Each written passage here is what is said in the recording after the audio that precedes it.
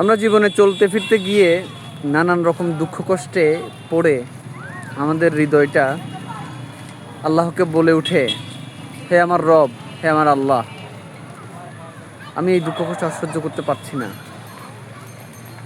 আমরা নিরাশায় পড়ে যাই, হতাশায় পড়ে যাই। তখন আল্লাহ তাআলা আমাদের জন্য জবাব দেন, আল কোরআনের মাধ্যমে জবাব দিয়েছেন, লা তাকনাতু মির রাহমাতিল্লাহ ইন্নাল্লাহা ইয়াগফিরুদ দুনুবা জামিআ। তোমরা আল্লাহর রহমত থেকে নিরাশ হইও না, নিশ্চয়ই আল্লাহ তাআলা পাপসমূহ মার্জনা করেন, সকল পাপ। তো আমাদের চলতে ফিরতে যখনই হতাশা বা নিরাশা মনের মধ্যে আছে, বিভিন্ন রকমের দুঃখ কষ্টের কারণে, আমরা হতাশ হব না।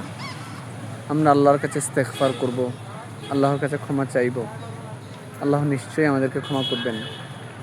আর ইস্তেগফার করলে আল্লাহ আমাদের উপর রহম বর্ষণ করবেন। আমাদের দুঃখ কষ্টসমূহ উনি নিজ অনুগ্রহে দূর করে দেবেন। আমাদেরকে নিশ্চয়ই ওনার অনুগ্রহশীলদের অন্তর্ভুক্ত করবেন। আসসালামু আলাইকুম।